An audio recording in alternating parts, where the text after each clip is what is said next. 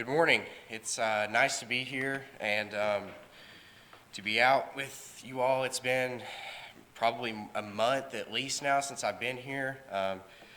College has been crazy and keeping me busy. That brings me to the title this morning of this sermon, which is March Madness, and that has really captured a lot of attention. Good and bad. I guess if we got a head count of all the Kentucky fans in here, that would pretty well reflect on how unpopular this title is right now. But as a Tennessee fan, I guess it is applicable for all of us. Anyways, we won't talk basketball because I have received threats this morning. So we'll get right into it. To start out with, I would like you to ask yourself the question, does this sound like your typical day? And as we go work through these things, think about your morning routine. Is it rushed? I know for myself, I stay in the bed as long as possible, and then I get out and I take a quick shower and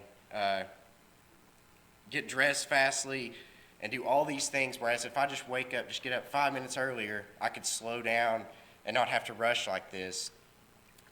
Meals on the go, I grab a granola bar probably most mornings, a Cliff Bar, and that's my breakfast because I don't want to get up early enough to prepare something. And fast food, how often do we, that's the way that society has gone now. Grab Wendy's, grab McDonald's, Chick-fil-A, something quick, and it's cheap, it's easy, and that's the way that society is growing towards now. And along with technology, our phones, everything, our cars, everything is about, becoming more advanced, faster. How can we do this quicker, easier? And our convenience is always at a top priority. And while these things are certainly great, I think that it leads to our behavior becoming aggressive because we have these expectations of getting a lot accomplished in our days, and we cram all of these activities into our days, and we are all about high speed and efficiency in our days, and it stresses us, and it leads to, puts ourselves in bad scenarios that force us to sin at times and often are a distraction to us. And I think this can, in a lot of my days, can be summarized by too much to do and not enough time. Late nights, early mornings, and that's not a good combination. I'm certain that many of you all have the same issues, and maybe not every day, but I'm sure that there are many days that you find yourselves dealing with these same problems. Okay. And I have the key to winning as this madness in our lives goes on, especially right now, March, we're through the new year, things are flowing, it's starting to get warm out, we're wanting to get all these things done. The key to winning I have as timeouts. A timeout, taking a break in our day, finding a way to set aside the worldly things in our lives and solely concentrate on our spiritual life. And so we'll get right into this. Good timeouts versus bad timeouts. I listed these backwards. I don't know why I did that, but we'll start with the bad timeouts. I would like to talk about the Fabulous Five. I have a little story. I'm sure many of you are familiar with this team. In 1993, North Carolina, coached by Dean Smith, squared off against Coach Steve Fisher, whose Michigan team featured 5 freshman sensations who called themselves the Fab Five. The most memorial play in the championship game, and perhaps one of the most infamous moments in the history of March Madness, came in the last seconds of this championship game. Down by only 2 points, and now with an opportunity to either tie up the game or to take the lead, Michigan's Chris Webber tried to call a timeout when double-teamed by North Carolina. Michigan had already used all of its timeouts, so Webber's gaffe resulted in a technical foul. Michigan had no time left to recover, and North Carolina ultimately won the national title with a 77-71 victory. Chris Webber's panicked mistake brought to glaring light an important truth about basketball. Timeouts can play a key role in the winning or losing of a game. And I would like to say that there's a great connection between basketball and life in this aspect is timeouts are very important for us. And we are given many examples throughout the Bible of timeouts, and we can work through some of these now. Starting in Mark 14, verse 37, it says there, "And he came and found them sleeping, and he said to Peter, 'Simon, are you asleep? Could you not watch 1 hour? Watch and pray that you may not enter into temptation. The spirit indeed is willing, but the flesh is weak.' And again he went away and prayed, saying the same words. And again he came and found them sleeping, for their eyes were heavy, and they did not know what to answer him. And he came the third time and said to them, 'Are you still sleeping and taking your rest? It is enough. The hour has come. The Son of Man is betrayed into the hands of sinners. Rise, let us be going. See, my betrayer is at hand.'" So here, Christ brings the apostles to the garden. It is the time has come where he is facing his arrest, trial, and crucifixion, and he is aware of this, and he informs them of that, and they are out early in the morning, and they are having a timeout, essentially. And right here, he tells Peter, "Watch and pray that you may not enter into temptation." So they are supposed to be preparing and using this time set aside to prepare for what is to come, because this would be considered madness, if anything would, what this group of individuals is about to face. It is something that certainly we have never faced, and I could not imagine facing. So their preparation during this time that they have set aside is very important, and I would suggest that this is a bad timeout, as Christ has to get onto them clearly, and says, why are you asleep? Why are you using this time to sleep? You should be using this time to prepare your minds and mentally prepare for what is about to come. Next, I will, if you would, turn to Acts 15. Starting in verse 36, "And after some days Paul said to Barnabas, 'Let us return and visit the brothers in every city where we proclaim the word of the Lord, and see how they are.' Now Barnabas wanted to take with them John called Mark, but Paul thought best not to take with them the one who had withdrawn from them in Pamphylia and had not gone with them to the work. And there arose a sharp disagreement, so that they separated from each other. Barnabas took Mark with him and sailed away to Cyprus. But Paul chose Silas and departed, having been commended by the brothers to the grace of the Lord. And he went through Syria and Cilicia, strengthening the churches." So in this example, we see that Mark himself took a break from their traveling and work, and this brings about another truth. There are controversial timeouts. I've watched games a lot, and I get mad sometimes. I'll think, they shouldn't have called that timeout. There are controversial timeouts. We see here that Paul did not agree with Mark's timeout, but Barnabas did. And at the end of the day, though, we need to look at the example that they went out after this, and they went their separate ways, but they still went and got busy about the work. So having taken a look at a couple examples of what we would consider bad timeouts, let's take a look at a few examples of good timeouts. I have Rick Barnes up here. He's the coach at Tennessee. He's, Adam's a major fan. Not of Tennessee, just of Rick Barnes. Anyways, he always takes, most games, he will take a timeout if possible right before halftime. And he'll set up a good play. It normally works. They score a lot of times right before halftime. And this stresses the importance of what it means to go into halftime on a good note to him. He clearly values that in his strategy to winning the game. And if we go to Mark 1 and verse 35, it says, "And rising very, very early in the morning while it was still dark, he departed and went out to a desolate place." I'll just jump on to Luke 6 and verse 12. It says, "In these days he went out to the mountain to pray, and all night he continued in prayer to God." And then Matthew 14 and verse 23, it says, "And after he had dismissed the crowds, he went up on the mountain by himself to pray. When evening came, he was there alone." And I think if we look at all of these times right here, we see that Christ used these early mornings. That was the time that he found very important to himself, a good way to collect and reflect and prepare himself for the day ahead. And Likewise, I think that it's very important that we find that time in our days that is a good time to prepare ourselves. Another thing that we can take note of is that he made a very strong point to separate himself and isolate himself. And this is very important to be sure that his sole concentration was on that timeout and he was not distracted in any way.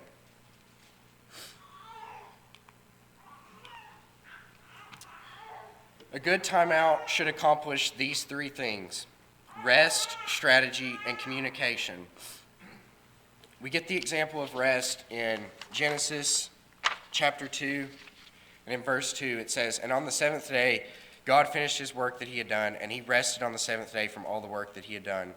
And this is immediately we get an example of rest. Whether God was physically tired, I highly doubt that, but he gives us the example of rest, and I think that is important for us to consider, that is something that we need in our lives. It's a necessity. Next, strategy. Galatians 6 and verse 9. "And let us not grow weary of doing good, for in due season we will reap if we do not give up." So often timeouts in games are called based on the momentum, and this example here speaks to if things are going good in our lives, don't grow weary of doing good. We should not grow tired of it or get discouraged in any ways. We should persist and try to keep the momentum going in that direction. And that is often in games, teams call a timeout to create momentum or to kill momentum of another team or something like that. And in this instance, we are trying to remain in goodwill, whereas if we are trying to kill momentum per se of maybe we've fallen into temptation or sin in our lives, we would need a different approach, and certainly that would require a different strategy in mind. And finally, communication. Matthew 26, starting in verse 36, it says, "Then Jesus went with them to a place called Gethsemane, and he said to his disciples, 'Sit here while I go over there and pray.' And taking with him Peter and the two sons of Zebedee, he began to be sorrowful and troubled. Then he said to them, 'My soul is very sorrowful, even to death. Remain here and watch with me.'" So here, Christ gives us a good example of communication. He goes to them, and he is clearly taking his time out, his break from the madness at hand, and he communicates with them, and he tells them what is on his heart, and that his heart is very heavy at the time, and that he is aware of what is about to come up. And this is a great example of communication in our lives, and certainly we should follow this pattern. And then Romans 12, and starting in verse 15, it says, "Rejoice with those who rejoice, weep with those who weep, live in harmony with one another, do not be haughty, but associate with the lowly."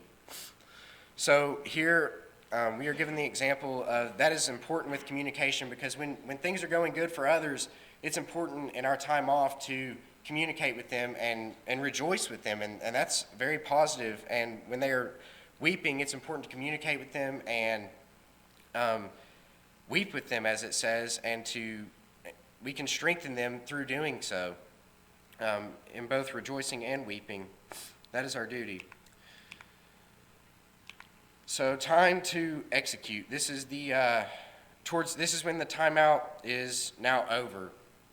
And in many of the instances that we have looked at here, you see how they come out of the timeout.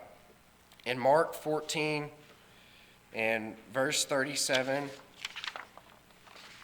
so we actually already read this, and this is where he finds them sleeping. And this is an example, as we discussed, a bad timeout. And then after, you see the poor execution, as if you look at what happened, they fled. When the soldiers came, they fled, and Peter went on to deny Christ 3 times. And that is exactly what happens when there is poor preparation and our timeout is not successful. And then in Luke 22,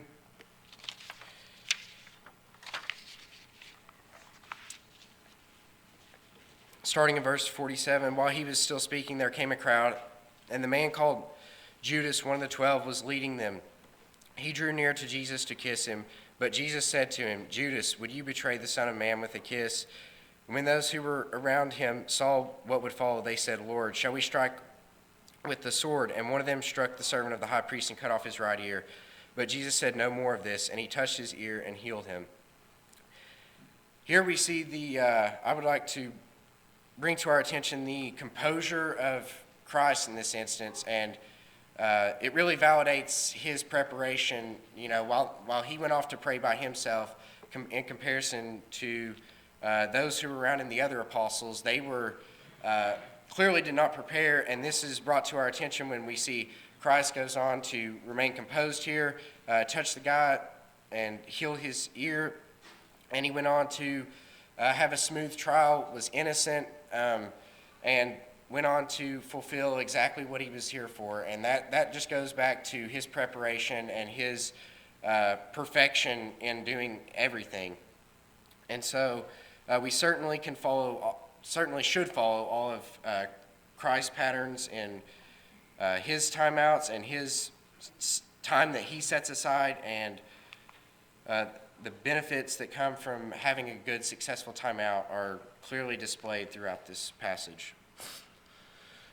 To conclude, I would like to bring 3 points up. The first being finding a good place and time to call your timeouts is very important. We see this with Christ. After he fed the 5,000, he immediately goes off to the side. We see a routine with his time. He prayed the entire night one night. I'm not suggesting that we should do that maybe all the time, because we don't accomplish rest, but in certain circumstances, and in his circumstance, it was beneficial and advantageous. So we should find these times in our days. Maybe it's after lunch or during lunchtime. Maybe it's first thing in the morning. Maybe it's late at night. We want to end on a good note or refresh ourselves at a certain time. And it's very important to find this time and place that we can reset ourselves and come up with a good strategy to how we can improve ourselves. Next, I would say use your timeouts effectively, rest, strategize, and communicate. And to accomplish these things, we accomplish these things through the first point of finding a good place and time to do this. And we have the many examples that I've pointed out so far of this rest, strategize, and communicate that is accomplished throughout these. And finally, execute. And we see that in all of these examples, where even with Barnabas, when there was a disagreement between him and Paul, they still executed after Christ. In all of his, he prepares well, and he goes and he executes immediately after. And that is something that we should strive for, regardless of how successful our timeout is. We've still got to get back into the game after, and we have to live faithful regardless of how well things are going or not going. We're still in the game, and we can't get out. So as we bring this lesson to a close, I would like to suggest that maybe you have failed some way in your timeouts, or maybe you haven't been able to keep a consistent routine with getting your timeouts. And certainly this would be a great time we can give you that timeout, we can encourage you, or however we can benefit you at this time. Nonetheless, I would highly suggest that everyone find their timeouts and prepare themselves throughout their days better. However we can assist you, whether you're a Christian, if we can encourage you in any way, or whether you haven't obeyed yet, we need to believe, Mark 16:16, repent, Acts 2:38, and confess the word to other men, Romans 10:10, be baptized of our sins, 1 Peter 3:21, and live faithful thereafter.